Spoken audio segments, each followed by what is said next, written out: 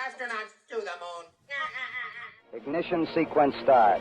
3, 2, 1. Houston, we have a problem. Liftoff. We have a liftoff. We copy you on the ground. You got a bunch of guys about to turn blue. What you're seeing here is a mirage. What's going on, everyone? It is Jaron from Jeranism, back with another live video for you today. I was live earlier with why they shot Kennedy, and I'm back again this evening live with part 3 of my conversation with the man, the myth, the legend, the great Iro Landucci. Iro, buenas noches y cómo estás? Nope, and we don't have Iro. Iro, you have to remember to hit your unmute button. Well, Iro is here. I'm here. I told you he was here. Thank you for reminding me that I was mute. And, well, if you like, we can make it in Spanish because you are really good in Spanish. So, hola para todos, saludos a la gente de Estados Unidos. I think it's better if we do it in English, and I, like everyone else, can just listen a little more careful when you're listening to Iro. He has a bit of an accent, but I think he's perfectly a understandable. little trouble. I don't call accent. You know, it's like a trouble. Be clear, man. I mean, yeah, you're right. I don't mind. You're right. No, Iro, remind people, though, what you do for a living, just so that they know why we should take anything you have to say with anything more than a grain of salt. Yeah, well, for living, I am technical visual effects director and motion graphic artist. I run my own studio with my partner, who was a friend from the elementary school. So it's nice to be, together after 20 years.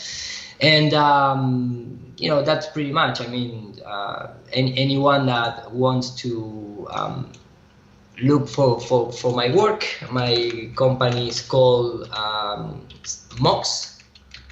We have our own webpage with a lot of work. So anybody out there, if you want to contact for services in terms of design, motion graphics, or whatever, I'm available. And this is my webpage, or my web page, and that is pretty much what I do to live. YouTube doesn't pay me. In fact, my regular channel is unable to monetization, so I don't receive anything in terms of YouTube. So anyone can support me because, the work and the time that I take to share and make my research, I really appreciate it. I have a PayPal, which is just simply my email, irulanducci@gmail.com. And in fact, today I opened the English version of my YouTube channel. which is the same name as in Spanish, but in English, I mean Nur for everyone. I don't have yet any video uploading. It's just the setup. In fact, I don't even finish to really. In fact, I am seeing that YouTube even listed yet. but but believe me, this is a channel, so you can see here Nur for everyone, and there is no any content uploading. But as soon as possible, I'm going to try to start uploading English versions of my research. Perfect. Iru, help me out because I know very little Spanish, but even the translator, the Google Translate, doesn't help me. What is Nur? Nur. Well, Nur is a word that comes from Arabic language, and it means, Light. you know, if you Google, it's gonna tell that it's light. Mm-hmm. But when I do the research in antique languages, it means light of the center.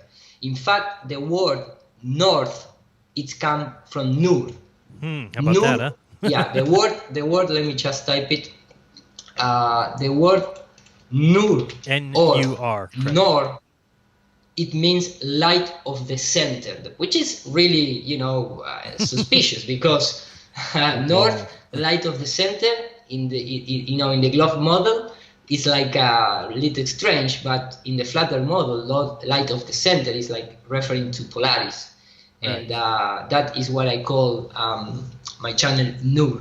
I like it more Nur than Nor, but the word north comes from that root.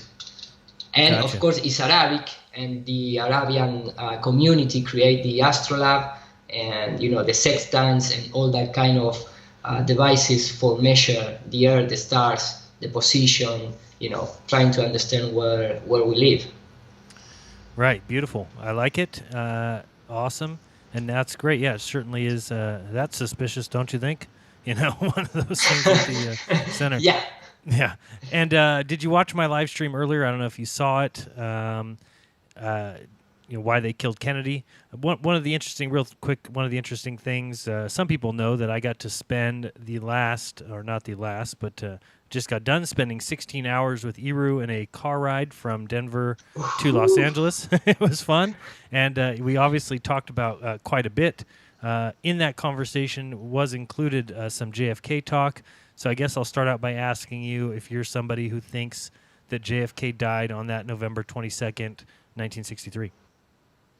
Yeah, I believe that, and in fact, I am aware of the other, researchers that talk about being replaced by Jimmy Carter, or that the film was, alterated and which it was, right? Which it was exactly, but I believe, for all the things that guy spoke.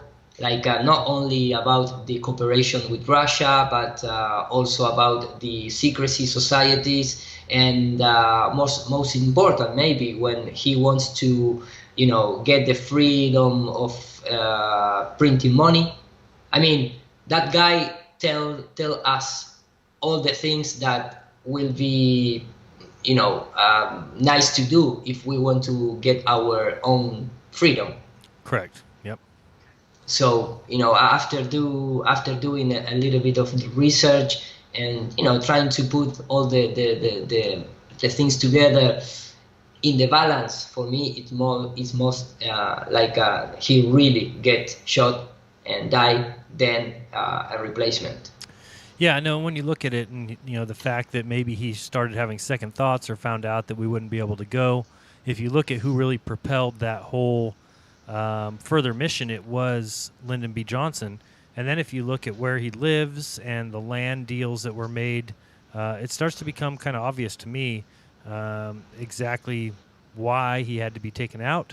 And I know Iru's guy. And here's the great thing about different researchers is I love to hear other people's opinions and love to look at their research, and it helps me make up my own mind. So be open-minded to all new information. It doesn't hurt to take it in, and if at the end of the day you still think something different, then so be it. We move forward with the same goal. Wouldn't you agree? Yeah, totally. In fact, I don't know exactly because I am not like, from the United States, or maybe I missed some part. But if I don't remember bad, also the family of Sheffield Kennedy has troubles and deaths and strange situations. Absolutely, yep. So I believe that maybe the family was part of the elite, but maybe it's like a mafia. Inside the mafia you have different opinion, and sometimes when you are lower, your family is like in a lower hierarchy in those mafias. Maybe they want to just simply erase you. Right. They are not nice guys. No, but like you said, somebody inside the families who maybe thought they could make a difference, or was going to speak out about a few things, and obviously spoke out about more than they were going to allow them to. Exactly, and I mean, even that kind of things happen also, for example, with with Beatles, Sean Lennon. If you listen one of the last speech about Sean Lennon, talking about like Russia, China, United States, and a lot of countries, they just simply create a plan, and they are madness. And if the people out there know exactly what are their plans, it's like we're gonna have tomorrow a revolution. And after that speech, strange things happen also too. And I really recommend that that is my opinion, but when you enter in that kind of conspiracy, you immediately going to realize that anyone that has, really impact in the society, it doesn't matter, it's an artist or scientist or whatever, maybe you are going to die, unfortunately. Right. Just my opinion, something like that. Quick shout out and thank you to Carlos Pagan for the super chat. Thank you very much. And hello everyone out there in the chat. I see Globebuster, Zulu, and other Chris Van Maitri, which I really have the pleasure to meet him in person. So hello guys, everyone in the chat. Zulu 1 was not hard to find. He was the only one wearing shorts in the 15-degree weather, so he was easy to find him. It was easy, totally. So did you enjoy yourself real quickly on the conference in Denver? For those who don't know, yeah, we just totally. all got back from that. Awesome. In fact, I ask you, Sunday we're going to have a Globebuster show? Yes, yeah, for sure. Okay. So we're going to talk, I imagine that we're going to talk about the conference and different opinion. I know that, we are not free of, troubles. There was, different opinion about the conference. Some channels out there stand immediately, speak bullshit. In fact, there are guys that they don't go even once to the conference, so they speak, just sitting behind the desk or behind the monitor. And you really need to be there and see, the kind of environment and the atmosphere that you live when you are in that conference, in that kind of conference. And for me, it's really, really wonderful. Yeah, I couldn't agree more. I thought it was a fantastic time, and I don't think anybody that was there would say anything different. So until they do, I think everyone had a fantastic time. So. Yeah. Okay, so if you like, we can start. Yeah, let's go ahead and start. Iru's going to show us some things, probably starting with NASA, talking a little bit about Kennedy, I think, and playing that all into it. So, Iru, go ahead. Okay, so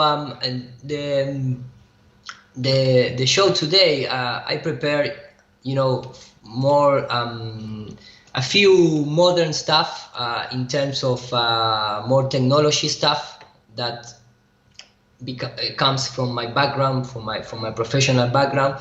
But before entering this in this subject, because I see your live stream of today that you talk about the Kennedy assassination, and for me, when you started to see the videos that NASA provide us in terms of the moon landings, the Apollo missions, you immediately going to recognize that they are totally crap. I mean, you know, in terms of the technology that they use, it's very clear that they use one of the most advanced technologies of the 60s, which was wires. And, you know, they are doing even today, so they don't change so much. But it's really nice when you know, when you pass that information, you know, if you are a little fan of the history, because the history has a lot of clues to understand our present.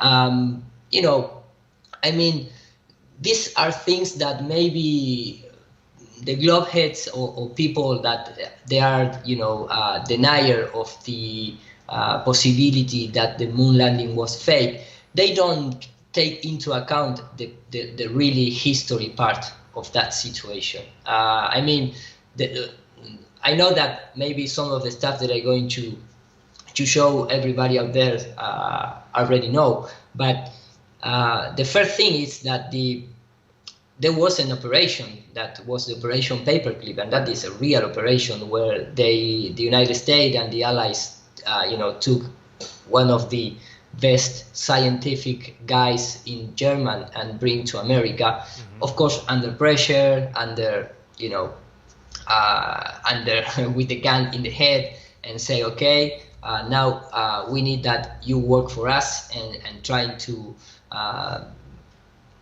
take out of the planet, if you want to see in that way. And that mission and that operation is 100% real. Nobody can deny that kind of things. So for me, it's like supposedly after the Second World War, the Nazi, you know, they want to hunt it, all the Nazis, but at the same time they bring to America and also to Latin America, in fact in Argentina precisely, and they give a welcome, and you're going to work with us, and we are going to use all the propaganda media to, you know, take you to the people and make that the people love you. Because in Werner von Braun not only was like a Disney artist, but he also was in the cover magazines like Times and other, you know, other magazines, other paper news. So trying to bring up the hero of Werner von Braun, which was a Nazi, you know. Right. Originally, they tried to hide it and, you know, keep it down, and then as soon as it started to be found out what happened, well, of course, they had to put a happy face on the fact that they had brought over former SS, former Nazi officers. So, of course, it became a PR campaign right after to promote him through Disney and through ABC and the other channels that did this this whole idea of space, well, basically propaganda. Yeah, in fact, if you want to see, you know, just a little plus of the history part about what happened, you know, between that they started with the Apollo program and to the end, which was the supposedly moon landing. There is out there, I think I asked you in that trip to California, and you say that you saw it, but it's called Houston, We Have a Problem. And it's out there. You can even see from Netflix, and it's supposedly it's like a fiction documentary, right? Like a mockumentary, they call it sometimes. Yeah, exactly. But when you start to looking, you know, when you start to disassemble the documentary and start looking what this documentary present in terms of official narrative, all the pieces is real pieces. I mean, from the first guy that create the idea of the rocketry, which was this guy, I can't remember the exactly name because it has a strange name. This is the guy, let me just, this guy, Herman Ponoxir Nurdum, I don't know how to pronounce it, but this guy is real. It's not like a fantasy character in the history. It's a real guy who presents before, at least, I don't know if work together or not with the Nazis, but I believe it's not working together. But this guy presents a lot of the concept of what we understand like a space program. So that part is real, and even when you start to looking, I can't remember exactly the time in the movie, but supposedly Yugoslavia, I don't know which is how you pronounce in English. That's that correct. country. Yeah, same.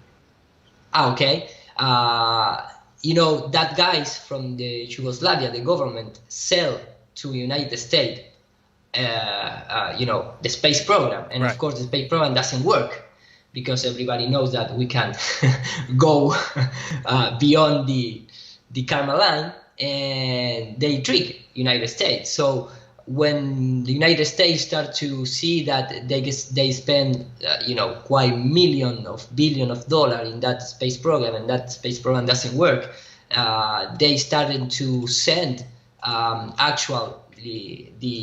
for example, the astronaut to Yugoslavia, and you can see here the records. Here you can see JFK with the Yugoslavian,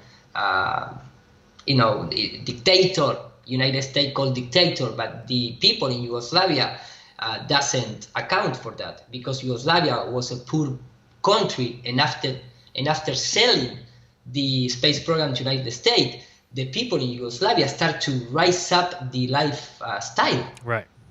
It's really becoming, if you go to the history after the 60s, before the 60s, Yugoslavia was, another poor country, if you want to see it in that way. And after the 60s, right. Yugoslavia become really a great industry and a nice place to live. And this guy was in power, selected by people like, 30, 40 years. In fact, he died, in very suspicious way over the stress that but you can see JFK with that kind of government at that time, making all the arrangement to buy the space program.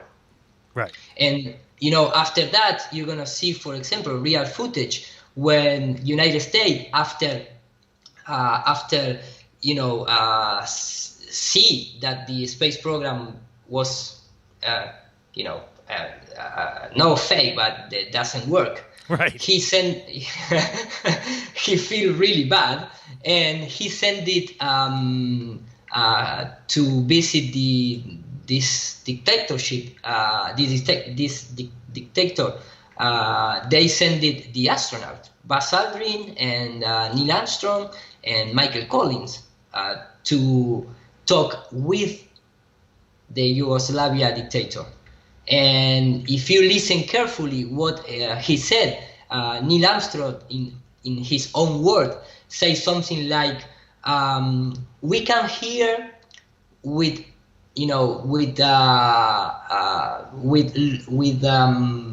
a few things, but we're gonna come to America with more than we bring us." So. If you start looking in terms of that, in the 70s, United States invaded Yugoslavia. Right. And I think here you can see it. This is Neil Armstrong. Yep. Go to Yugoslavia and meet the dictator or the president or the elected military out there. They have this meeting. Here you can see Buzz Aldrin and Michael Collins. So what these guys are doing at that time in that country? Right. Yeah, no. So people think it's a joke of a documentary, but again, sometimes you have to do that to kind of get the information out. It also happened with another moon landing film. I can't remember the name of it. Do you remember the name of the documentary? And actually, one of the guys who's in it makes a comment about Nixon knowing that the moon landings were faked, and he showed up dead the day after that interview. Do you remember that one? I didn't know it. In fact. Yeah, I will get you some information on it. I can't remember the name of it, but it's another one of those mockumentaries. It was like a French mockumentary about the moon landings. I'm sure somebody in the chat will tell me here shortly. We'll know what I'm talking about. And in fact, I believe here is the part where Neil Armstrong talked with the guy in the government. Let me just. But we are taking more than we brought. But we are taking more than we brought. Like, it's like a, handshake about, hey, you sell us that bullshit program, the space program, and now we're going to take your country, literally. And that is what's happened. And in fact, it's really, really a comedy, if you want to see like that, because after this situation, this guy, the guys from the Yugoslavia start to thinking in what to do. In fact, here you can see Nixon and the government and the guy, and the dictator. So that dictator survived like 3 presidents in a row of United States, and just the same president that supposedly, worked in the space program. Right. And after that situation, this guy, of course, the Yugoslavia doesn't have the money to give it back because they use it in their own country. Right. So they create one of the most, piece of shit in terms of car technology, and you bought it again. And do you remember? Not me. I didn't buy anything. But no, at your country, man. I mean, thank you. I do not speak for them. But and how much was it? Wasn't it billions? Yeah. Yeah, it was a lot of money. Billion.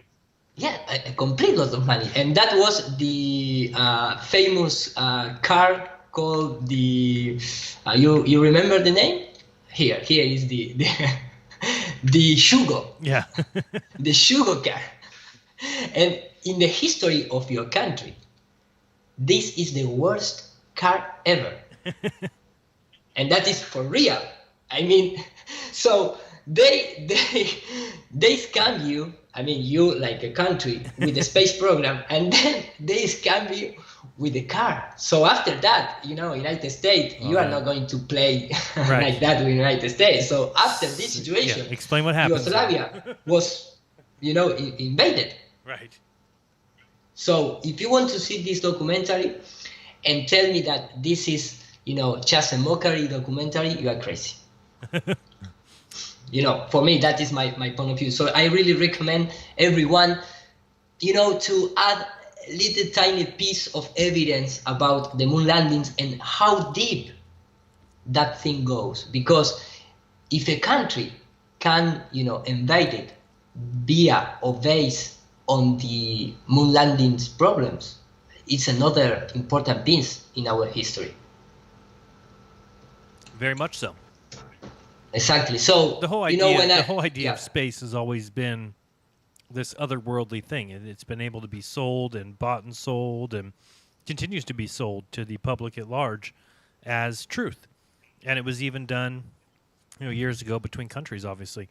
Here's a short clip, real quick. I'll just play. Please. Have a listen to this. This is from the, I believe, 1963. It's a Dr. Philip Abelson, but just listen when he's called to Congress to talk about the moon. What he's going to say or so. June 10th, 1963, the Senate Committee on Aeronautical and Space Sciences. Scientists from outside NASA are called before the Congress to testify. The lead witness is Dr. Philip Abelson, director of the Geophysical Laboratory at the Carnegie Institution of Washington. He gives voice to one opposition view, talking extensively about why he thinks going to the moon is a very bad idea. No recording of this hearing exists today, but the hearing transcript exists. It's read here by an actor. I have conducted an informal straw poll among scientists not connected by self-interest to NASA. The vote was 110-3 against the present manned lunar program. There are... So, I mean, you even have in front of the Senate committee real scientists voting 110-3 against any idea of going to the moon. It was completely ludicrous. But again, sold to the public as fact because, well, we saw it on TV. We saw on TV, exactly. That is one of the most efficient tools for convince, or for, managing the public opinion. Exactly. Because they induce you to vote what they want, or to select the governments, on power. I mean, the guys who are gonna run the government for supposedly your freedom or your benefit. Right. But it's just a tool of induction, if you want to see it that way. Absolutely. So this is, this kind of things, like I told you before, I mean, this is undeniable, history, like the Operation Paperclip, or this kind of situation with the Yugoslavia, which is related with the moon landings. And of course, this is a really nice piece of research, if you want to see in that way. It's called The Nazis Next Door. And it's like how the CIA and the FBI secretly sheltered the Nazi war criminals, but with really documents, and how they start to working in this MK Ultra project that for our for politicians, for mass media artists, and even for scientists, if you want to see in that way, it's called MK Ultra. And with this kind of study, they created for the regular people what is MKT, which is marketing. They induce you to buy things or to buy ideas, which is more dangerous than buy, material things, because they know how to operate in your brain with subliminal message. And that is when start to, like I talked in my presentation in Colorado, that they know that the magic exists, and the magic is a word that comes from magnetism. So our brain waves are electricals, and if you want to see in that way, also magnetic waves. So they know how to operate that. And if you have the power and you have the instrument like a television, which is a equipment, when you research the US patent, you're going to find that it's patent for alter your nervous system via electrical waves. So you can start to see the whole picture. And you've shown how that, they operate. You've shown that patent before, right? Yeah, exactly. I showed that patent before. If you want to, I can show you again. It's no problem. Nope, there is a patent. I'll back you up on that. That the patent for changing someone's mind or getting into their subliminal mind from television programming. Yeah, exactly. You just type U.S. patent nervous system manipulation, and you're gonna have it. The monitor equipment, a computer monitor or TV set. Right. I mean, there's one of those in every home. Yeah. Or 6. So, exactly. And they do this kind of idea. It come early with the radio station. That is why in the words they give free radios to the normal people.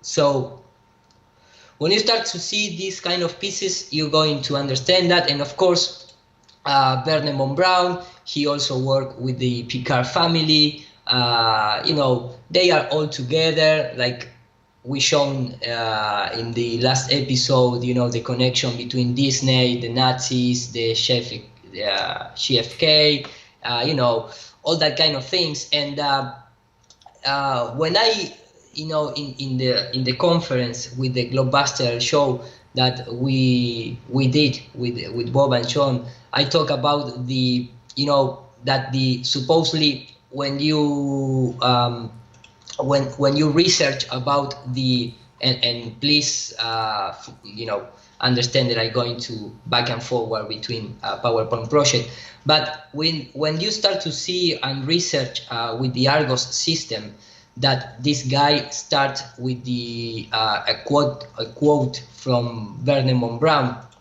and that quote, if I don't, but here is the quote. Can you read it, please? Your English is better than mine. Right. It says, "It will free men from the remaining chains, the chains of gravity, which still tie him to this planet." Exactly. they use this quote but after all the efforts that this guy Vernon Brown did for trying to really break the chains of the gravity, I believe that is why he ended with the Salmos, Psalms, I think is in English, 19, which let me just get back here. So and Psalms 19:1 he's talking about, which is on Werner von Braun's gravestone. Exactly. The heaven declare the glory of God, and the firmament show us his handwork. And when you start to see, this is my opinion, of course, but all the depiction of our plane of existence, it doesn't matter which culture you're going to research, you're going to find the same kind of concept artist, or concept art, sorry, the concept art of the dome and a plane, circular plane covered with the dome and the waters above and below and all that stuff that everyone knows at this point in time. Mm-hmm. But when you start to combine this with just some quotations from the actual politicians and science guys, let me just play it quickly. Sure. And here we have it. It's just a few. One thing I really want your generation to embrace is that the Earth is a closed system. We cannot leave the Earth.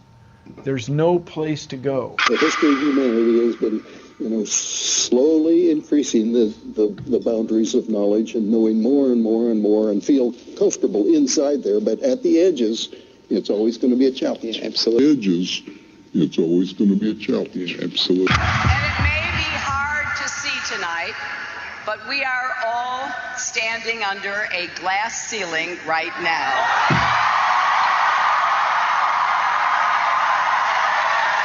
But don't worry, we're not smashing this one.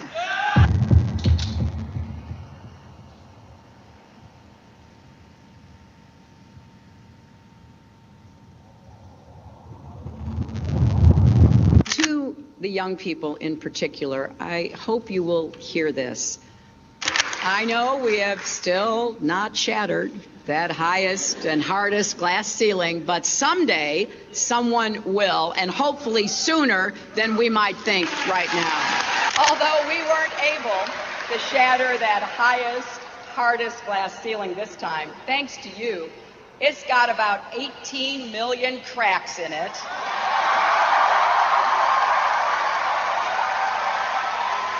And the light is shining through like never before, filling us all with the hope and sure knowledge that the path will be a little easier next time. So, that is why I just, like the concept that maybe we are Atlantis, in the concept of being under, quotes, water, like the regular story about Atlantis. Mm-hmm. Just simply as that. And, after seeing all these politicians and science guys talking about enclosed system, they shatter the ceiling, shatter the highest glass ceiling. I mean, who write the script for politicians? I mean, they are not, maybe, people, think like Hillary is going to spend a few nights, writing the perfect speech to, no, that doesn't work like that. Not going to happen. That can't happen, exactly. So, it's just like, it's difficult, but you need to try to put the pieces together to understand what's going on. Because, for example, the Hillary's speech, it wasn't just in a random time. It was at the beginning of the Flat Earth movement, or the modern Flat Earth movement. So, leave it or take it, but there is. And in fact, for me, when these guys talks about the the shutter, the highest glass ceiling that for me doesn't exist. For me, is another situation up there. Is not is like a crystallization of gases via which is called the superfluid under almost the zero Kelvin temperatures. And if you want to, in other episode, I can share my research about that. And I have a really deep research based on the Robert Bassano findings, and then I just add few steps if you want to see in that way, and I create some simulation also to trying to explain myself about what is going on up there.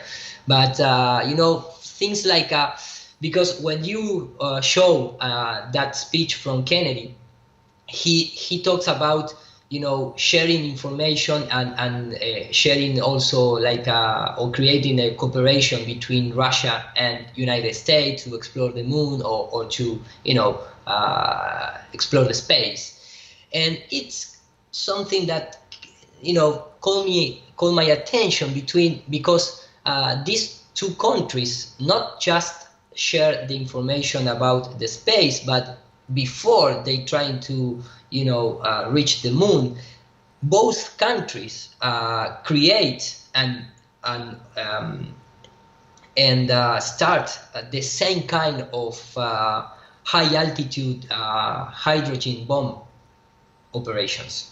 Not just United States, it's not just the Operation Fishbowl and Dominic. The Soviet has the Project K. Mm-hmm. I don't know if you was aware, I believe that, yes.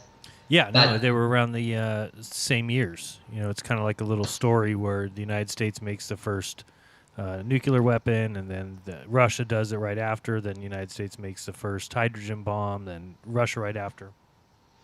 Exactly, and both of the programs reach the same altitudes. For example, the 8 kilometers weapon to 8 kilometers high altitude, and the Soviet K nuclear test, Project K nuclear test, also reached the 80 kilometers in the atmosphere. So when I see this kind of programs, and I see maybe some of these are fake, like some people talks about, not exactly these ones, but the supposedly Hiroshima Nagasaki bomb. But here is one particular bomb. We can start to see the implication of the symbology in his rocketry, because they call it Thor, and Thor in the Norway, right?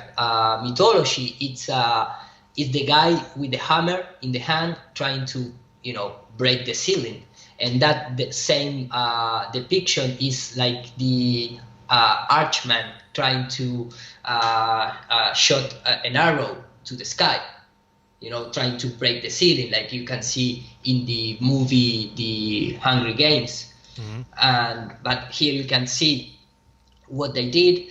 And for example, this kind of explosion is really, for me at least, a strange explosion, because it's not just the fire explosion. It's also like combine it or mix it with some kind of electromagnetic field, because you can see the tendrils of the fire, going to the center and do this kind of behavior. Like it was like something like, touching some kind of electromagnetic shield. And for example, this other explosion, in the high altitude, I don't know if this is in 80 kilometers or 60 or 30, whatever. You can clearly see the expansion in form of the donut. And for me, this kind of behavior is like some barrier up here is not allowing to this explosion take the regular shape, mm-hmm. Like a hemisphere shape, like the other low altitude explosion. Some things, I mean, for me, something here is like reach some kind of limit. Maybe I get wrong, it's just my interpretation, but here you can clearly see some kind of or reflection or just energy that cannot pass over that limit. I don't know, but the expansion is clearly like a donut. it doesn't move up. So nothing. I mean, you have all these kind of things, and supposedly we take out with rocket thousands of rocket launches, and the equilibrium of our thin atmosphere never disturbed. You know, nothing happened. We don't have any kind of air leaking or nothing. You know, it's just like everything get back together, get back to the rest state. Right. And nothing happened. Nope. But a nitrogen bomb, you know, maybe doesn't go up there. So what this is what, you know, a little bit, I'm sorry for the Spanish, but this is the kind of propaganda that the United States and Russia creates together to convince the people that they are going to reach the moon landing. Of course, after, you know, behind this, every of these pictures, there was a Yugoslavia guy that arranged all this, but you know how the things are, and this is the first false flag event, maybe related with the space program, which is the fact that, you know, and this is for me is when the starting point in the last or in the end timeline of event that really show the work about the two countries together. Because if you research in history, after the First World War, the Russia start to dissolve. I mean, the URSS, the Soviet Union. You know, I believe was in the 1893, 1882, you know, around the last 20 years of the before century. entering into the 20th century. It was a meeting with the Rothschild guys, you know, all these families, and the Russians. I mean, the Union Soviet SARS. Right. I don't know if that is how you pronounce SAR. Is correct? No, USSR. Yeah, but let me just CZAR? ZAR? Yeah, the SARS. You know, the family with Nicholas, that was the last Caesar or Caesar of Russia. Tsar. And You said it right, Tsar. Yeah, thank you. And in that meeting, and it's writing in history, I mean, this is not in something that maybe, you know, no, that is our history. In that meeting, in that, you know, it was like the modern Club of Rome or Bilderberg meetings. The ex-Soviet Union must play a role for the New World Order. And Nicholas rejected that proposition, and after that, the United Kingdom and the Rothschilds declared, you know, a war to this family, and they killed everyone in the Nicholas family. So after the First World War, when the Second World War started, it was all arranged. And if you see in history, for example, the mutation of just, you know, I'm going to just let me put it like this. I mean, maybe it doesn't have anything to do with this event, maybe yes, or maybe does. Sorry for my verbs in English. No problem. But when you see, for example, how they changed the flag, and for me, the colors and the motifs of the flags have to do, you know, some kind of with the brotherhood. Maybe that they share. If you look, for example, United Kingdom and the Australia and the Chile flag, they all share the same color, the same kind of stars, and they are colonies of United Kingdom. Right. Even United States is like a colony, if you want to see it that way. No, absolutely. Because, yeah, go ahead. Sorry, man. No, go continue. No, and I mean, for example, if you study your own history, you're gonna see that first you was invited by Spain, like us, and then England took the power of Spain in North America to united to the crown, and the same thing happened here with the Independence Day. It wasn't the real Independence Day. It was the day that the United Kingdom took the power from Spain.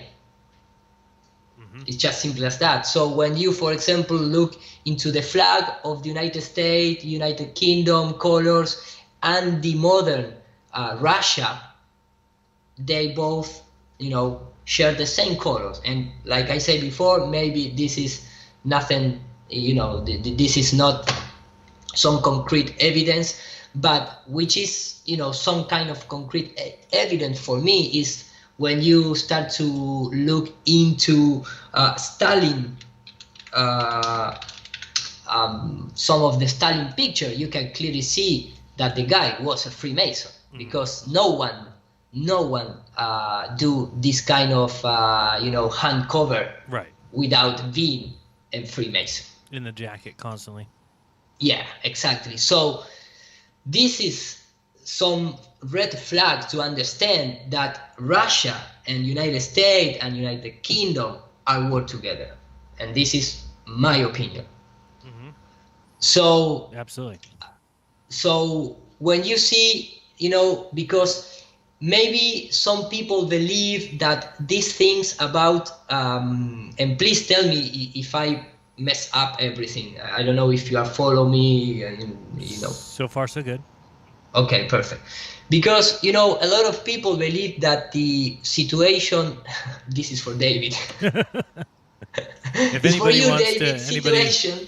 Anybody wants to know, we play a drinking game when Iru's on. If he says situation, take a shot. So take a shot. Go ahead. Take a shot. Exactly.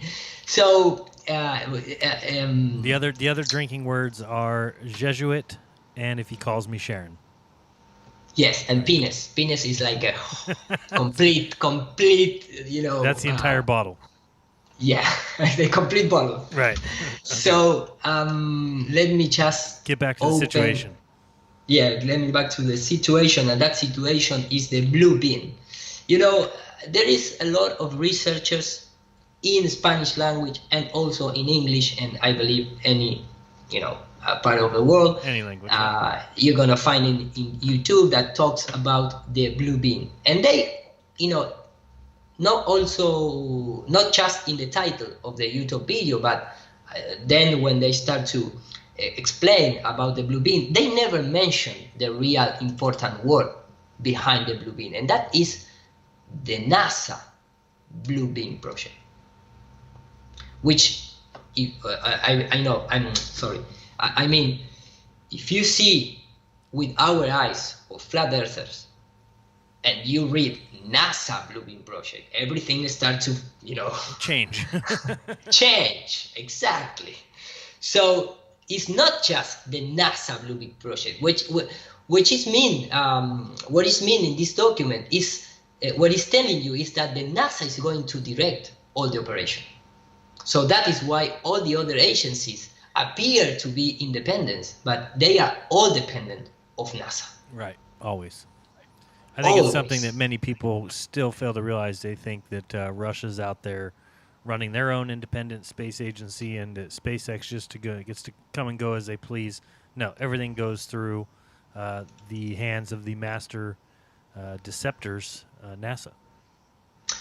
Yeah, exactly. And in this document, which is, I believe, from the 60s, 50s, or something around that, it talks about the creation, the manipulation from one of the best instruments out there, which is the television set or monitor, because they're going to create things like Star Trek, Star Wars, and Space Odyssey, 2001 Space Odyssey, for prepare of the invasion and space protection.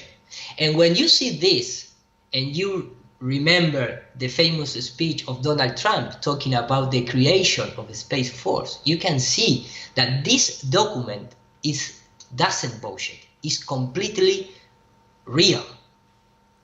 And this is an agenda. Mm-hmm. And then when you start to continue reading the document, you're going to see that all this NASA blueprint is to prepare humanity to present a new God image, like a new Messiah, and they're going to use an universal supernatural manifestation. And we have the technology to fake meteors that is called Star Ale. That is the company that they can create. You can order around $10,000 a meteor shower or a star trail shower. You can even pick the color. You can even pick the color, exactly. So if that is just like a regular company for events, you can imagine what is behind the scenes. But what I mean is we have that technology already. Absolutely. And when you keep reading, you're going to see here that one of the partners is going to be who? The Soviets started to feed the computer with objects, blah, blah. But here also you realize that United States and the false Soviets or the Masonic Soviet is going to work together in space programs. Right. And the people believe or they think that this kind of agenda start in the 60s or in the 50s because, how the modern technology or when the modern technology was created to allow this.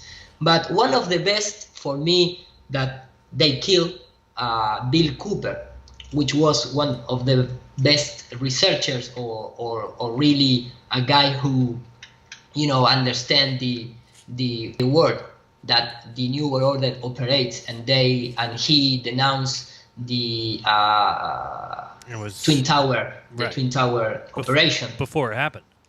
And at that time, because the social network are developed like nowadays. If you kill the messenger at that time, it will be better. But for me in our time, you must be killed like thousands of messengers. So it's not like a good idea. But back then, it's the difference, and he ended up dying right on his doorstep. Exactly, because at that time, the most advanced technology for sharing internet data was use robotic modem. Church, beep, beep, beep, beep, you send it 1 megabyte in 24 hours. I mean, you can even share a picture right at that time. So that is why they kill it. But I mean, when you look into the idea of the false alien invasion, it started in the 1890s in Japan meeting. It's not something about our days, in the modern days. And just let me, this is just movies because they use Hollywood, of course. And let me just trying to find that video. Give me just a moment if you want to, no problem. So far make kind of resume. Yeah, no problem. I do see that you're showing Dr. William Greer there, but he talks a lot about the same thing. They call it, revelation or disclosure. One thing you have to remember is that if there's ever a disclosure and it comes from a government agency, it is a lie. I mean, that's just should be simple for anybody to figure out. So I hear all this talk about, when is there going to be this alien disclosure? Well, make sure you look at who it's coming from. If it's coming from your government agencies, that disclosure is part of the narrative. Is part of the narrative. So be careful. Totally, exactly. In fact, they have it even in Netflix. This guy has a lot of the documentary about the contacts one, that kind of thing. He found a little mini Bilu. It's some kind of that. Yeah, totally, man. Just give me 1 minute more, because here I have a few a few folders No problem. to trying to. But for me, it's a little bit important. And here I found it. I believe I found it here. Just let me. No, this is Babylon. Bill Cooper also talks about, of course, all the Babylon mystery, old school mystery. But he had a really nice speech, but really a really nice one. And I believe I found it. It's a lie, but I'm going to expand my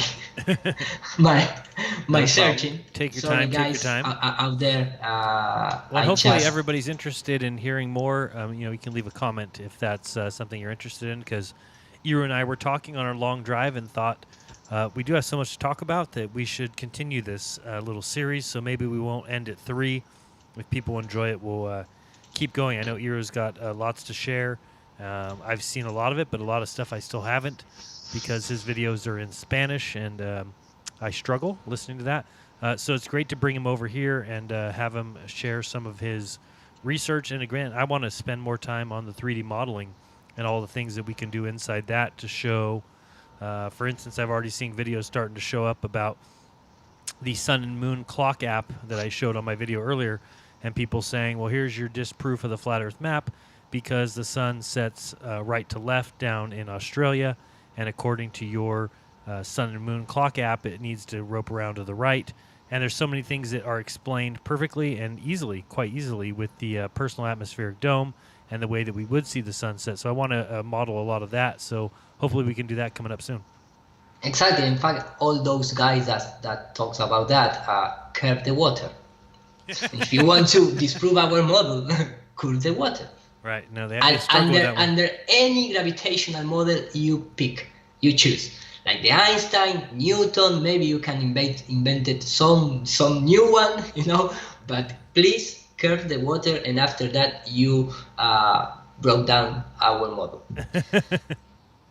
So here I have the clip of, it's just a 2-minute clip, but for me it's really important to you guys, the guys like really like the Blue Beam, project in terms of understanding how they start to play this agenda between United States and the Soviet Union started. This is a great clip to trying to understand that. So here we go. This is Bill Cooper, and here we go. But over the years, I've done a lot of research. What I've discovered is there's no proof existing anywhere that extraterrestrials are real, or that have ever visited this planet, or that they exist anywhere in the universe. There is not one shred of evidence anywhere. There is lots of evidence, tons of it in fact, that there are a group of people collectively known as the Illuminati who want us to believe in some extraterrestrial threat from space so that they can cause a world government, bringing together of all the people to resist that external threat. And the first time that I saw any reference to that, I was reading some papers from the Carnegie Endowment Fund, and there was a record of a speech. It was a dinner for Viscount Ishii of the Japanese delegation, the Japanese imperial delegation, in 1917. And John Dewey was one of the speakers. And the first sentence out of his mouth as I was reading this almost fell out of my chair, because this was in 1917.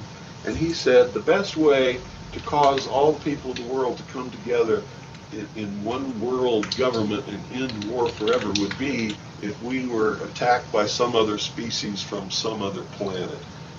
And boy, that just clicked with me, and I knew that that this is just another scam. This is the age of deception. There's no doubt about it. And then 8 times during Reagan's administration, he inserted almost the exact same phrase into 8 of his speeches. And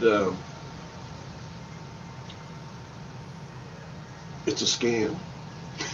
That's what I can tell you. What they call UFOs, these craft that fly around the sky, are real.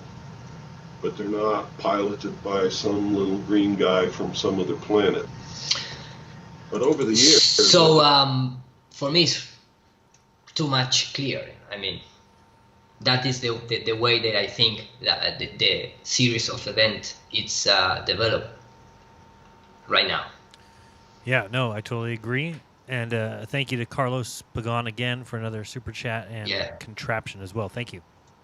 Thank you so much. So, you know, when you start to look in that kind of stuff that Bill Cooper shared with us, and you start to, you know, put all these series of events together, you're gonna see that the real, how they transfer all the supposedly science fiction movies about the space and aliens and monsters to the real life, to the real scenario of the real life. And this is the first event. You know, I mean, the first event that creates in the people's minds the idea of the Copernican model, it was with this satellite. Right. Yeah, it's certainly interesting then that you look at Werner von Braun and, you know, what he told his secretary, Carol Rosen, about what would be the final deception.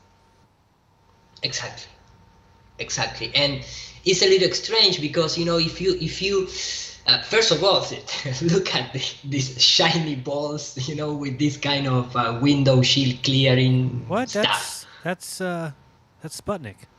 That's Sputnik, yeah, man. I mean, look, this technology is amazing. It's amazing. So this thing orbits, still is in orbit, because it's still in orbit without any thrusters, any kind of propulsion, you know, fuel, nothing. It's still in orbit. Oh, come on. It has 4 very long antennas. 4 very long antennas. So this thing, it doesn't have even a camera. So supposedly this apparatus can hear the voices of the United States people from the space. Well, we know because we heard it. We heard the beeping noise. Well, exactly. So how the people in our days can believe this? I don't know. It's painful. It's ridiculous. It's ridiculous. It's sad. And, you know, maybe if you were born today and you got to watch NASA with their fancy cables and you got to watch NASA with their CGI and their augmented reality, maybe you believe it. But not when you have all the access to the footage from the 60s, 70s, 80s, 90s. You can't believe this shit. You can't believe this shit. Totally. I mean, it's really sad, man. I mean, it's really sad. You know, the people that trying to defend the Copernican model, they need to, because they needed to believe in this kind of thing, in this kind of technology. Right. No, which is something, you know, if anyone in our day propose, I'm going to recreate the Sputnik and put it in orbit. Like, you know, the NASA guys did it like in an anniversary. They drop it by hand, you know, from the ISS. Right. Do you see that? So it's completely yeah, it's nonsense, and it's all done via balloons, as we've discussed before, and people just they can't seem to grasp that either. That they just don't get it. I mean, it's like NASA every time they launch their rockets from the coast there in Florida, they get that whole water cleared for hours in advance. Nobody can go anywhere near it. And in the history of NASA launches, there's never been an emergency dump out in the ocean. It's never happened once. Never. No, but yet they clear it every time as if it's the biggest ordeal. Well, it's because the rocket goes up and dumps out in the water. I mean, and otherwise you would just let people do what they're doing. You wouldn't clear the water, all the work that goes into clearing that entire ocean as if something's going to fall in the water. It's just the same thing as when they launch these balloons. I just made my presentation in Denver, and I was just pointing out at the end of that thing, they said, you know, after this close accident here where it knocked over this car, we'll never again allow people to watch our balloon launches because they're too dangerous. And so Iru and I were joking around saying that there can be no more car races anymore because one time a tire flew off and killed a few people in the crowd, and therefore now people race NASCAR around an empty track, I guess. No, terrible, man. I mean, It's hilarious. It's ridiculous. The stuff it's ridiculous. The stuff they keep pumping out that people keep taking in and believing is baffling. I mean, I'll show this video again because I just please. I'm just going to transfer over here just real quick. Let's see. Remember that this has been passed off as being real. I mean, that this, and people believe it. In fact, I saw a tweet, and I don't remember who I saw it from. I think Michelle Gentz had it, and also Bob's son had it as well. But somebody has a tattoo of this scene on their arm or leg. Look at that. I mean, it's just... this is a test. This is to see how dumb the public is, and I hate to be the bearer of bad news, but they're pretty dumb. Yeah. In fact, I'm starting to deviate for this presentation, but in fact, how much time we have to, make it like a 2 hours show? I don't remember if we started. I think we started a little after 8, so we've got 45 minutes or 40 minutes. Go ahead. Okay. So I'm gonna have, because I'm going to trying to cover that thing. But for me, like I told you before, this kind of history, history timeline, it's really important if you want to really understand. Because when you become a flat earther, it's a nice topic, trying to understand a little, the hints that the history leave to us to research. Right. So here you have the first 4 flag, and here you can clearly see the thing about the cooperation between Russia and United States in the Blue Beam NASA project, and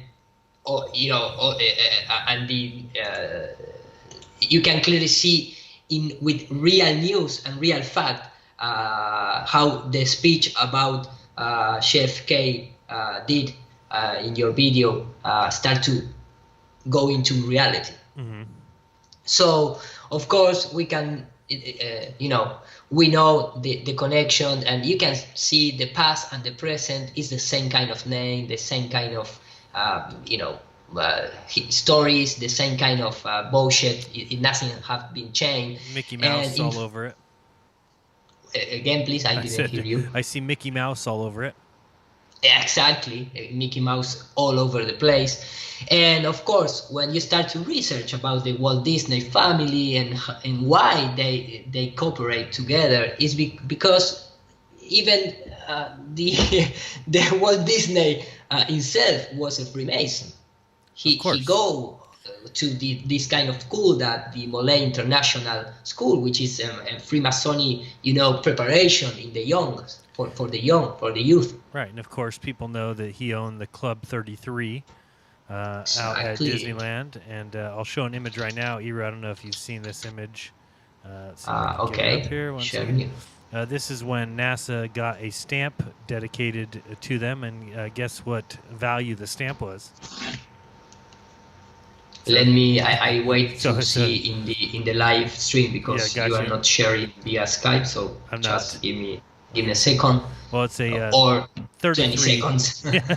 It's a 33-cent stamp, of course, with the footprint there. So just more evidence of these guys and their connections. Yeah, I did. I'm seeing. Oh, yeah, 33 USA and the stamp. The what is the humidity in the moon for this thing happen? Yeah, it's crazy. It's crazy, man. Exactly. I'll go back. It's totally crazy. You got but some Walt Disney stuff. There you go. They do it so, and they can create everything because it's in the studio, so they can do whatever they want.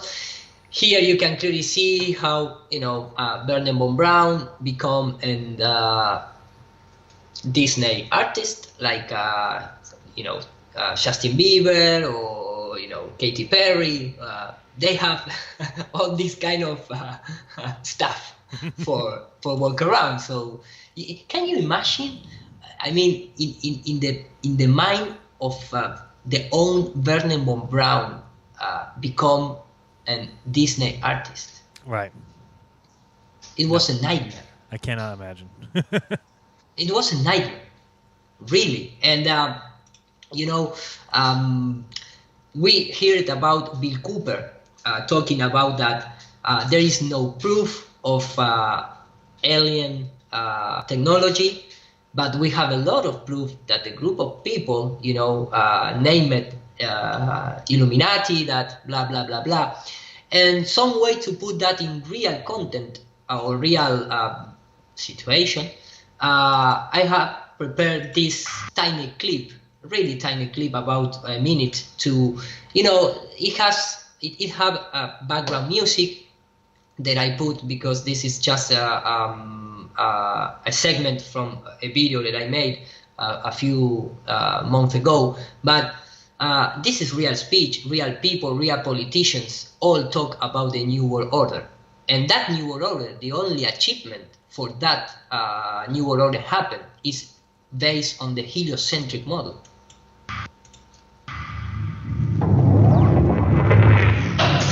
Out of these troubled times, a new world order can emerge, a new era. We needed a new world order. Global governance and A new world order. Novus Order Seclorum, a new order for the centuries, for the ages, forever. a new world order and what America. Global governance. A framework for global governance. Of Europe and a new world order. Came a new Europe, a new world order. I think a new world order is emerging. Really a new world order can be created. A new world order. And creating the kind of world order that I think all of us would like to see.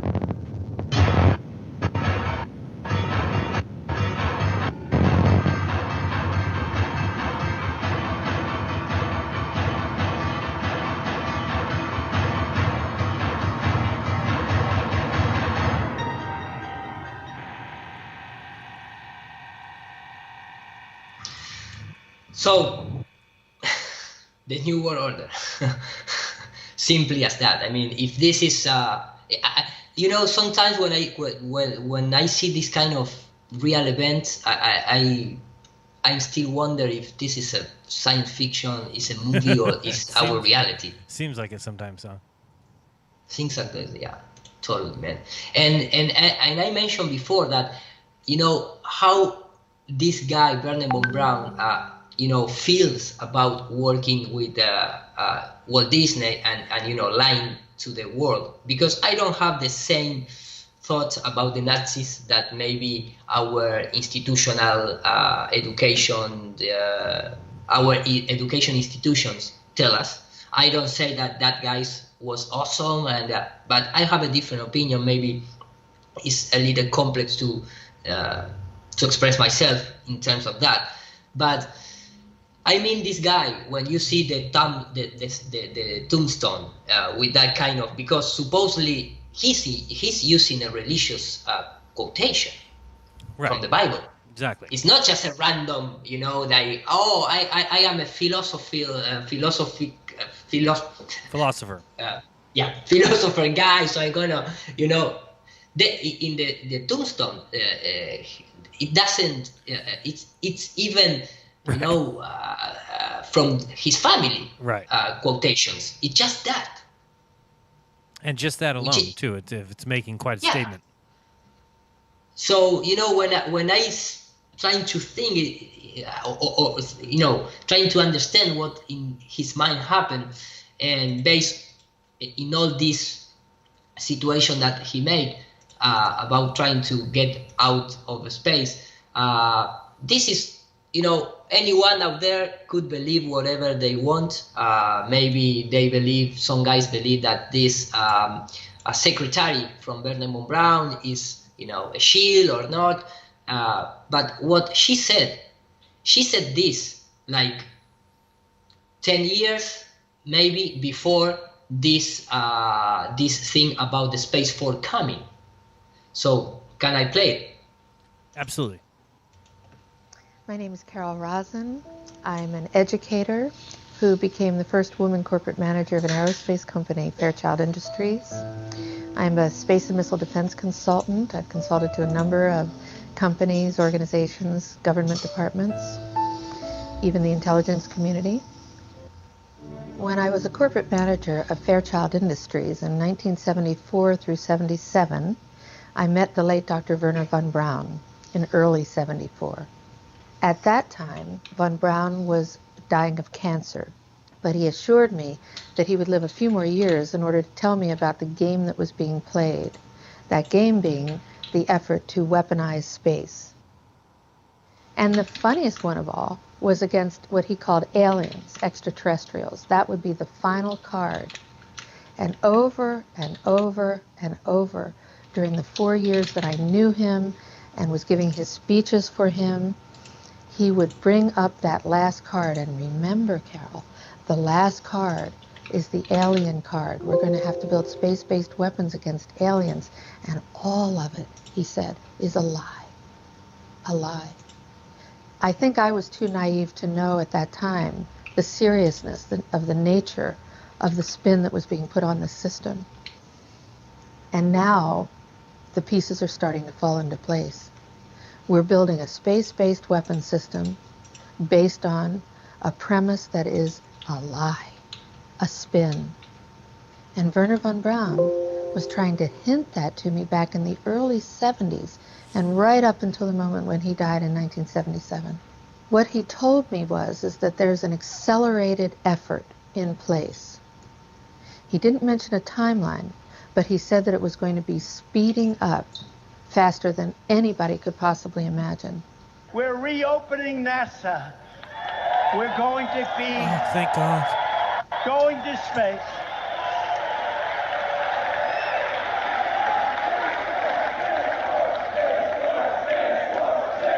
Space Force. Space Force. Space Force. Space So we Force. have the Navy, the Air Force, the Marines, the Coast Guard. But we have the Air Force. Now we're going to have the Space Force because it's a whole... It's a dome. We need it. We need it, yeah. The Space Force because it's a whole... So these are, real event things. And it's happening. It's happening in our faces. Absolutely. No, they don't hide it much anymore. Excuse me? I said they don't even hide it much anymore. Yeah, exactly. And this is, for me, if you want to translate in time, this is the kind of things that they made to create character like, Columbus, Jesus, right. Eratosthenes, you name it, Pythagoras, Newton. This is the Newton. Exactly, the Newton. I mean, the Newton, the new atom, the new sun. Right, and the apple that falls from the tree, Yeah, everything is, and this is 42 seconds only, but just for living in the video presentation, between, all the presidents, the Space Force is carried on by Donald Trump in our days, but other, something that Bill Cooper mentioned about the Ronald Reagan is this famous speech about this. Mm-hmm. Perhaps we need some outside universal threat. I occasionally think how quickly our differences worldwide would vanish if we were facing an alien threat from outside this world. Maybe the only way to unite this incredibly divided world of ours. They're out there. We better think of how all the differences among people on Earth would seem small if we felt threatened by a space invader. I'm going to say, I think we're going to have strong indications of life beyond Earth within a decade. And I think we're going to have definitive evidence within 20 to 30 years. So that woman has a crystal ball, man, because how she know? Yeah, she just knows because they have to be out there. Definitive evidence of If alien I life. believed in the billions and trillions upon billions of trillions of stars, I would believe the same thing as her. Exactly. So this is real. I mean, I really pray, and I'm not a religious person, but I really pray that guys out there, the glowhead, take this into account, because what they don't. we are showing they don't is even real take, image from the government. They don't even take into account where their science came from. That's the scary thing. You know, if they just went back and looked at where all the science came from, it all came from the, get ready to drink, the Jesuits. You mean that they are still receiving the information from the Jesuits? Yeah, but they don't even realize the beginning of it started with Jesuits. They don't understand that the Big Bang came from a Jesuit. That all the observatories came from Jesuits. That all the Catholic schools of higher education came from Jesuits. No, it's preposterous. I mean, I don't know if I pronounce it well, but just for the globe heads out there, let me just play this 1 minute clip. No, even 1 minute, 29 seconds clip. Following Copernicus publications, it is probable the Jesuit order has produced more astronomers than any other demographic in Europe.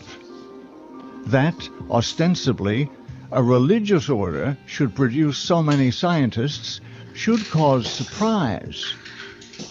However, as these scientists have focused nearly exclusively in but one area, this gives us reason to question. Following Copernicus publications... When you start questioning that, it's become very clear that these guys, as always, are behind of the avatars, magical avatars creations. You know, it's the same guys. They presented Jesus, they present any kind of religious character, they are presented the new God image. And it's from this order. And in fact, when you start to see, who are, the agencies behind of the mass media press reseller about space, they all work together. They work together in the science round, in the movies round, in the history books, in the religious books. It is an agenda. That is the concept of agenda. Nope, absolutely. And you see right there a good graphic to show the vector symbol in the various space agencies. You can see the Caesar's leaves around the bottom Canadian logo. Yeah, is the Chinese logo? Oh, the one down at the bottom, Chinese. Yeah. On the bottom is from Chinese. Thank you. Same vector from symbol. The Chinese. I mean, they are the worst space agency for fake space. Yeah, no doubt about that. Yeah, Iru and I had a good laugh about that. We said, NASA may be bad, but they're not as bad as the Chinese. No, even close, even close. So keep going. So we can finish the presentation, the history about the presentation. You have all the institutions like Tavistock Institute of Human Relations, which is a fancy name to say we're going to indoctrinate you and make you believe whatever we want. And they create the earliest space parks like Disney, founding with money from Monsanto, the actual Monsanto that we have in our days. The adventure through space presented by Monsanto, the Disney History Institute, the MTV. So like Mark Twain said, it's more easy to fool the people that convince it that they was fooled or foolish. I don't know which is the translation. You know what I trying to say. Right. And then we have, things like propaganda. It's very curious that the first video that MTV put out there, it was this moon landing video. And of course, they still own Masonic Temple. They, awards is still an astronaut with a flag. I mean, in your faces. The Mickey Mouse depiction in the ISS, windows with the airlock, the Disney and the astronaut, all the things that NASA created, the Jack Parson, and even it's something really, funny because the first time that the modern concept of the alien comes in our generation, it comes also from the Aleister Crowley. Supposedly in the park in New York, the Central Park, making like this kind of ritual, and he received this kind of, they call us angel and demons today, but tomorrow they will call us something else. So this was Lamb, the first concept art from Aleister Crowley in terms of these aliens. And it's funny because if you type it Lamb, but if you type it in backwards, like the Satanist guys love to do, becomes a word in Spanish which means bad. But the bad in terms of the energy, you are a bad people, mal. That kind of coincidence, strange coincidence that these guys have. And of course, Jack Parsons was a disciple from Aleister Crowley, so you can clearly see the connection. This is our original plaques and with all the of them, number of affiliation to Masonic lodges. Right, and all of them friends with L. Ron Hubbard, who we know where he went. Yeah, it's the good old boys that were basically shaping our reality. Totally, absolutely. In fact, one of the concept behind the Masonic sign to put the hand inside the jacket is the hidden hand that create the history or manipulate the history. Right, the hidden hand. It's also when they talk about the architect that the Masonics or the Masons worship. Not necessarily the architect as one might think, the creator, but the architect of the two celestial spheres, or the celestial sphere and the globe Earth. It's the architect of the paradigm that you find yourself in is what they worship. Totally. In fact, that name is Gadu, and Gadu means the great architect of universe. Right, of the universe, because the universe. The universe has been created for you. There has been an architect of it. It is a space-based computer simulation. Yeah, all really the good one. I mean, yeah, it's a good one. All the numbers work graphic out. board they have. Yep, and as long as it works mathematically, they've convinced the world that means that it exists out there in space. Exactly. And in fact, let me just add with of this topic. I trying to find it here because in terms of Masonic things around this concept of the grand architect that creates the world or the universe, it's a really funny thing because I was let me just I watching in the other monitor that I have, and I really like to share this with you. Okay. Well, of course, let me just put this tiny clip, and I keep searching. All the Masonic signs, the Baal or Luciferian worship from the astronaut, all the hidden message about the Isis concept, like the Newton, Isaac Newton, and all that, craps out there. But the Masonic guys, something that I, find a little strange in the old things that they have strange. It's that I believe I have here.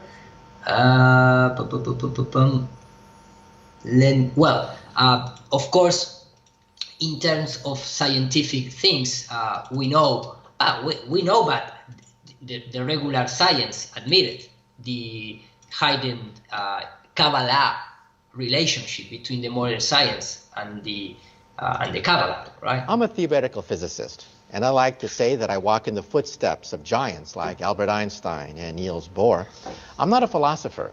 However, I am rather dazzled by the fact that many of the basic mysteries that we find in string theory and the theory of everything seem to be mirrored in the Zohar and in the Kabbalah. As a scholar, the most amazing thing of all is the degree to which modern astrophysics sounds like a Kabbalistic text. When I first made the correlation between Kabbalah and science, I was stunned. We do know that Isaac Newton had access to certain mystical texts, certain texts of the Kabbalah. Well, the Kabbalistic description of creation is coming from a single little point, from a speck, and of having matter form and time and space form all together at the very beginning. This sounds very much to me like the description of the Big Bang. I couldn't believe that the Kabbalists could derive these truths without really knowing any mathematics or physics. All the things that could destroy string theory, all the things that do destroy every rival theory to string theory, they are all eliminated in precisely 10 and 26 dimensions. These dimensions are magic. These dimensions are magic. We physicists don't know where these dimensions come from. The Zohar says those things. It could have been a lucky guess. I don't know. It's rather amazing, this uncanny reflection of some of the most advanced cosmology that are mirrored in the Zohar and ancient Kabbalistic texts. Mirror, nice word. Right. But, you know, when you go to, of course, we know that all the characters related with science, they was all Freemason or has some relation with the Kabbalah and the alchemist or alchemy realm. And like I show in the presentation, they have their own Bible that is more precisely about what the Bible is. This is my opinion. I don't want to offend anyone who believes that the Bible is, God book, the inspiration book. But in the Masonic Bible, they talk about like Jesus is the sun.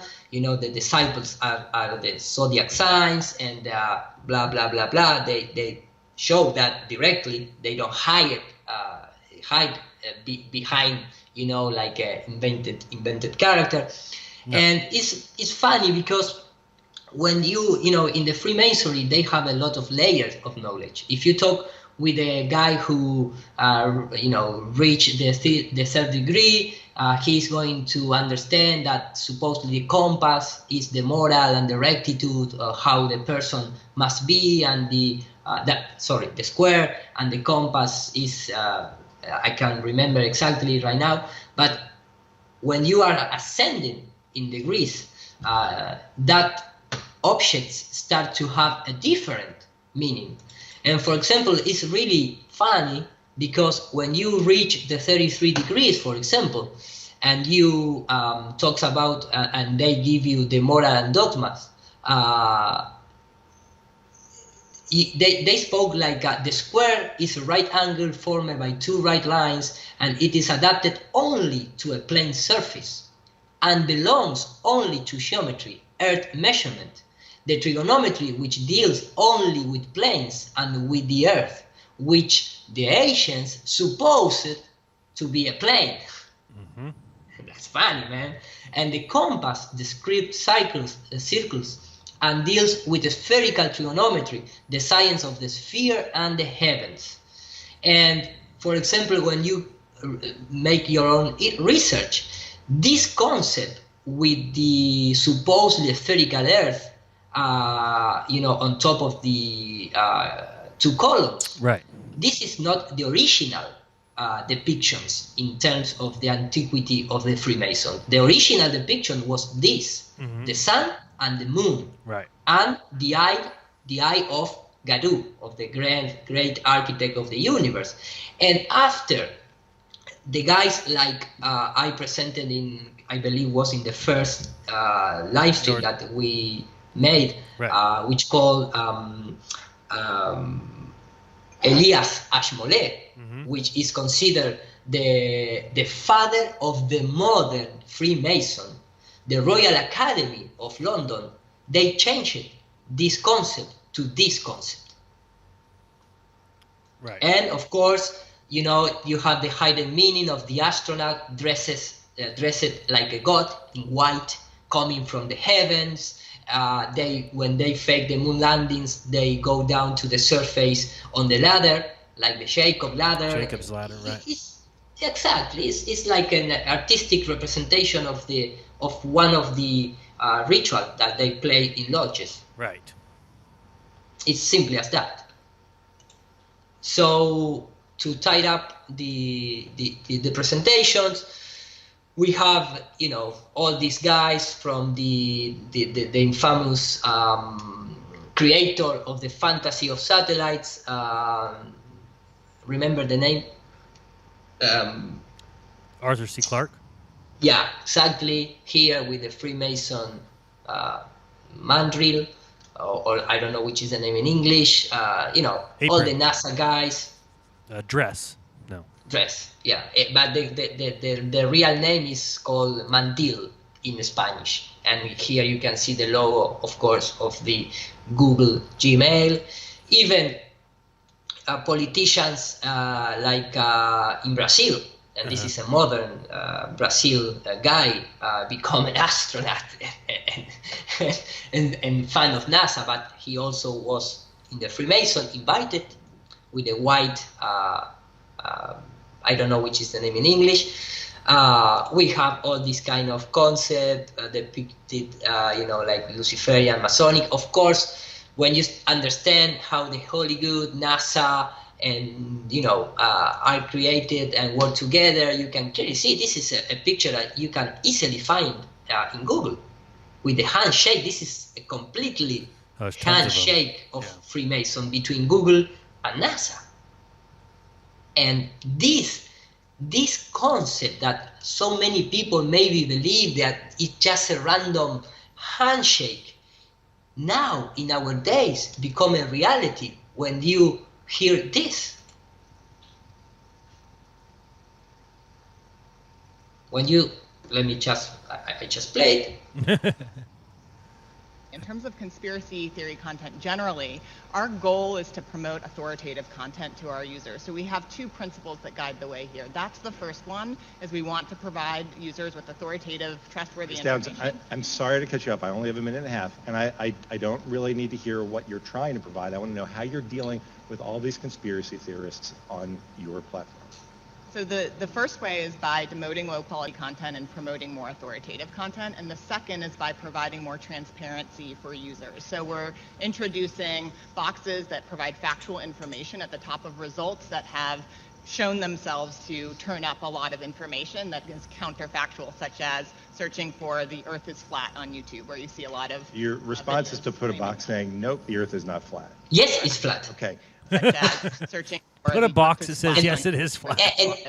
Response is to put a box saying, nope, the Earth is not flat. Oh, great. Correct. Okay. So why that exactly works? You know, they don't talk about the other conspiracy. They talk about the flat Earth specific, and you show today the situation with the when you type it flat Earth. Right. How it shows the keywords. Yeah, check out the video from earlier today to see that, or check out on Globebusters or Dorji Dorka's channel. Exactly. So when you see these happy faces in our becomes reality. When you listen this, and 2 months later, you type flat Earth in Google, and you don't find almost nothing. Right. So this is the reality. You know, I mean, people believe that that are random things. In fact, when you type, for example, it's a really funny thing, because if you type, I am a flat earther, becomes in English, becomes I am a crazy person. Right, I saw that. Thank you, Google. What? I mean, they are desperate. I mean, they don't know what else to do. Yeah.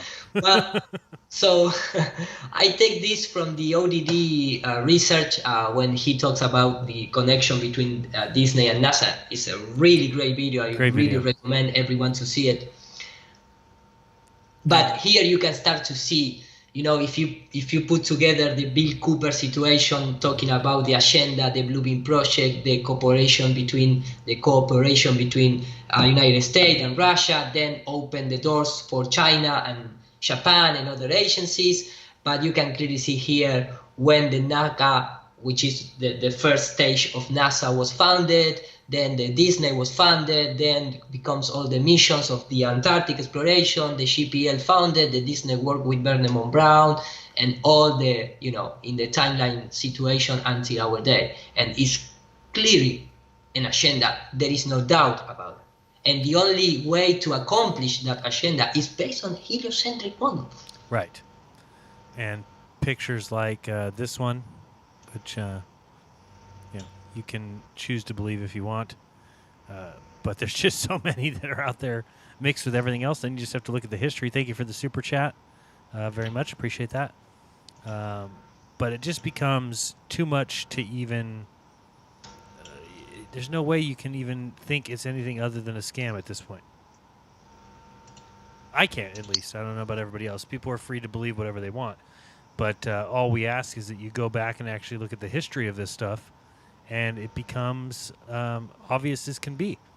Because then you start looking at things and you say, well, if this was true, then nobody would have ever gone back to the moon. Well, nobody did go back to the moon. You'd look at it and say, if that is true, we live in the cloudy planet. No Earth, no water planet. It's the cloudy planet. Yeah, no, for reals. Okay, go ahead. You can continue. I'll switch back over to you. So I can finish the presentation. So just for live in the in the video, we have this kind of a strange declaration of guys like Buzz Aldrin. Let me the first hangout of the PowerPoint project. So let me just That's not bad. It's only one. It's only one. It's only one, man. It's the first one. I mean, the over under was set at 2, so people are hoping it doesn't crash again. Yeah, after 2, I need to pay Sheran to keep me going. $1.25 each time. Hey, $1.20. We talk in the trip. $1.20. In the car. Oh, sorry, I forgot. Hey man, you have more interest than the Rothschild banks. And we're gonna have to tell people eventually how we played the game Synchronicity Walk. Very interesting. Oh, that we leave that for Globebuster show, I believe. Yeah, we leave that for Globebusters, but certainly a good time, and we'll tell you more about it on Sunday. But go ahead. Yeah. So I played that for the record. Why has nobody been to the moon in such a long time? That's not an 8-year-old's question. That's my question. I want to know, but I think I know. Because we didn't go there, and that's the way it happened. So I know that many people out there say that, no, but this is not what he wants to say, like they are reading his mind. I mean, you can take it whatever you want, but after all the videos out there, all the presentation, even his own child's son and daughter, right. I mean, you must be an idiot if you believe they go to the moon at this time, man. Really, totally agree. Without any offense, but it's. Yeah, I mean it in the nicest way possible. But I also understand that people think, if you think the Earth is flat, you're an idiot. So obviously, the two worlds you can live in are quite different, and both people can have beliefs in either one. But I think that clearly the people that believe in the truth and are actually researching where they're living are coming to the conclusion that it's not what they were taught. Totally. In fact, in our days, you have this kind of statistics. Maybe you need to go to Russia and ask every person in Russia and make your own statistics, but supposedly 57% of Russians currently think that the U.S. claims of successful moon landing missions are lies. That should be 59. That should be 97%. I'm embarrassed for the Russians. Totally, no, but this is fake news. Hey, still, this was a 99. It's good news, but it's still disappointing. I mean, they passed the 50%. I understand the nationalistic. I understand the nationalistic pride and everything that goes with the Apollo moon landings from the United States. But if you're any other country and you still believe in it, holy smokes! Somebody help you. Yeah, totally. And here we have, like, for example, this is, and I like to share the Spanish equivalent, because, for example, this guy, Iker Casillas, this is a guy, this is the I don't know how you call this position in football, the guy who is the archer, not the archer, the goalie, the portero, the goalkeeper. Correct, goalkeeper, goalie. The goalkeeper of the Spain selection football. And you can see the star. This is a real tweet account with millions of followers. And he said the next year it become the 50th anniversary, supposedly, of the moon walk on the moon. Right now, I am at dinner with friends discussing about it. I elevate the question to a public. You guys believe that the moon landings was real or fake? I didn't. So this guy is telling us. You have the pictures right there on the right side of the screen. I can see pictures from space that show the items that landed. So it must be true. Must be true, right? This is, look at, this is the astronaut footstep. I mean, the footsteps are right there. It's in horror. How can you see a footstep there? Man, and after all this and all the satellites and all the telescopes and all the orbiters and all the space stations, this is what we get for evidence, and people are shocked when we question it. How dare you question space? How dare you? Look at all this evidence we've been given. How could you ever question the magical, unending vacuum that can't possibly exist? Space. It's just crazy. It's just crazy. In fact, now in our days, one of the narrative about that you cannot see the flag from Miku Kaku is like the sun radiations way up the flag. So now the flag lose the color. So now the color of the flag is white. And this camouflage with the surrounding white background of the moon. You'll never get it then. It's just too white. It's too white now, man. Oh no, it's amazing. And I mean, the same Michio Kaku who says that cosmology is off by a figure of 10 to the 120th power. Yeah, the same guy. The same guy that talks about also the alien invasions and supports the claim from the king, the Hawk King, the Stephen Hawk King. Right. And you know what?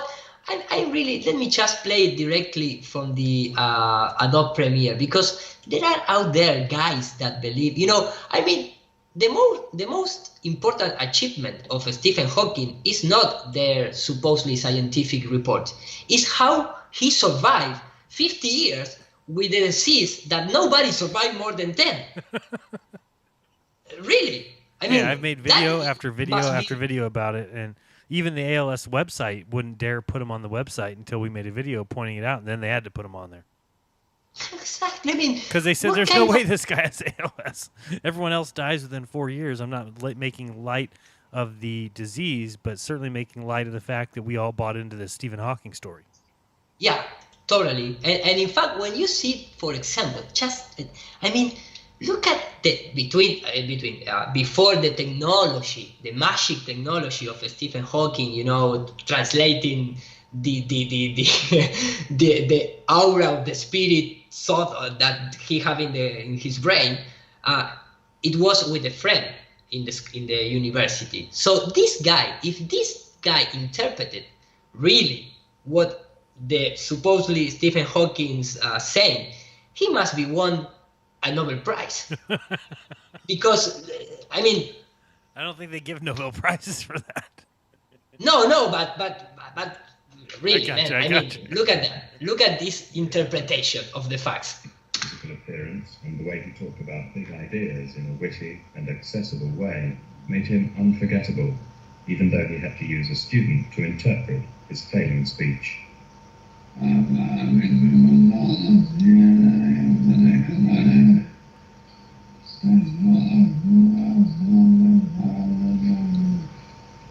You wouldn't see anything special if you passed inside the black hole.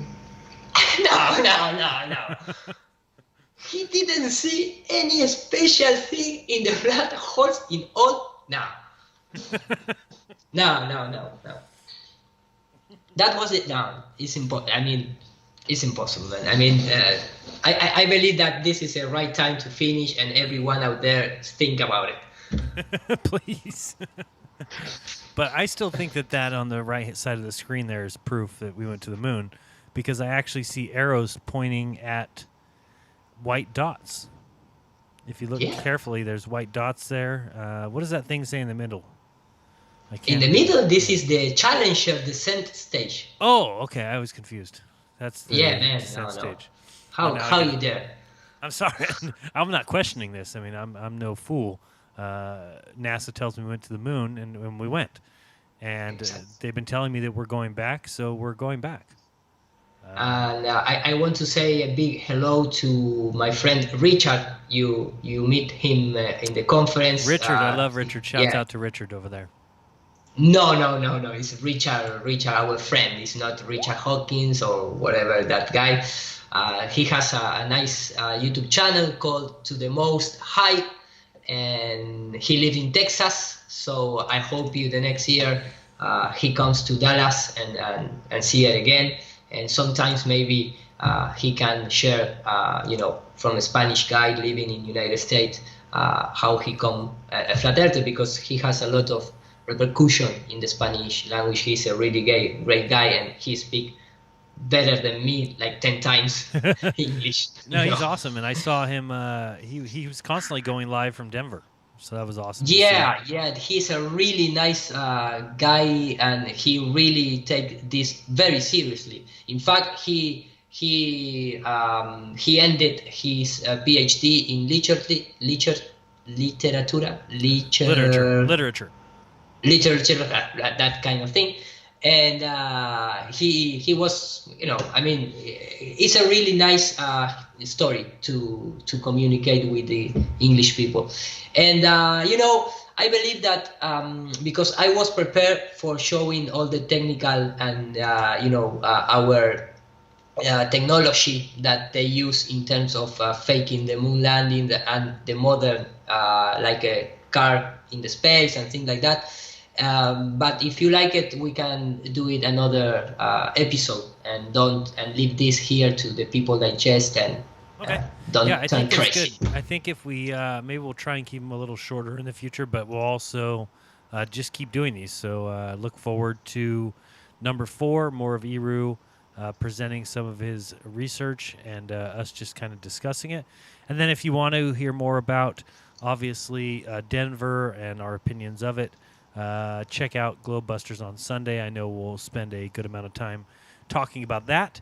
Or if you want to hear more about it, you can also tune into Monday Night Raw on Monday nights on True Frequency Radio from 6 to 8 Pacific, and it will start here on YouTube, so check that out on Monday. Iru, tell everybody where they can find you real quick again. Yeah, you can find me in my webpage, which is called in Spanish is Nur para Todos, Nur for everyone. Here you know what, with a simply right-click button in PC, you can translate the page. I didn't yet do the translation button. I plan to do that, and just a right-click and say translate page, and in Google Chrome, and you're going to translate it. I have here the English conference, and I have my own videos here that are indexed by topic. So maybe if you like things in terms of visual effects, you can find it in this top button. And you don't need to be a Spanish expert to understand the technology behind the space, because I'm trying to show more technical stuff via, like the image speech for itself, So here you can see the topics, and you can search for visual effects or whatever maybe helps you. And this is my network's platforms. And so I really appreciate you, Sharon, invite me to your channel and to your show, because it's a really nice way to, share with your people, and I really appreciate that, man. Well, thank you. No, I appreciate having you and you showing those websites, your websites, and other places to find you. Also, I wanted to show, and thank you very much. I see another super chat. Thank you very much. It says, come on, Jaron, give Iru a coffee. So I guess I owe you a coffee. Did you know that? I didn't know that. But give me a coffee. Somebody says to buy you a coffee. I have my PayPal account, so if you want to I'll send buy me a coffee, bring me 25 cents, and maybe with that I bring like 1 week coffee here in Argentina. All right, yeah, I wouldn't buy you a spit of coffee here in the United States, but maybe I'll send you a quarter. So no, I appreciate it. I did want to show real quick just a great website. Speaking of great websites, trystoplookthink.com. Oh, really nice, yeah. Awesome. Great place to go for all your, lots of, here you can see up here the tab for Flat Earth, lots of good stuff there. September 11th, wildfires, if you're looking for information on that, some of the best videos are found here. You can go to hoaxes, other pages, which will send you to cancer cures, organ trafficking, human rights, all kinds of stuff in here. Definitely a website to check out for the newest videos, so don't miss that one. Great researchers and great researched videos. There, so don't miss that. And again, go ahead. A really short thought. In fact, please, if somebody can tell me what type of cancer Werner von Braun's died about it, I can study under the shamanic medicine. And I really recommend everyone out there looking for shamanic medicine. We can understand the kind of thought that Werner von Braun has, because he doesn't die in a car accident or because he turns old. He died from cancer, and the only way that you can do to produce cancer is based on your feelings and your thoughts. And the Dietrich Hammer, this doctor from Germany, he mapped that and is 100% accurate. I say via scientific facts. So if anyone out there, I'm trying to research, but in any article they talk about that the Werner von Braun died of cancer, but not what type of cancer. I can't find it. So everyone out there, if he can bring me that information, I can make a profound study and try to understand what was his feelings and thoughts before dying. Okay, good. I might have some information on that. I will check my OneNote and get back to you on that. But I also think we should do a show on that Germanic medicine. There's so much in I have a friend that speaks really good English, and I mentioned it a few months ago in Globbuster, and I really love to invite him and share with you, man, and your people. Okay, that'd be awesome. So I appreciate everybody listening. Thank you so much for everyone in the chat. Thank you, moderators. I appreciate it a ton. Thank you, Iru. So then look forward to a part 4. We'll keep this going with more NASA lies, and they've been doing so since 1958. So do your own research, and when you do, you'll never again believe what you've been taught. Till next time, guys, this has been Jeranism and Iru. See you then. Peace. Peace.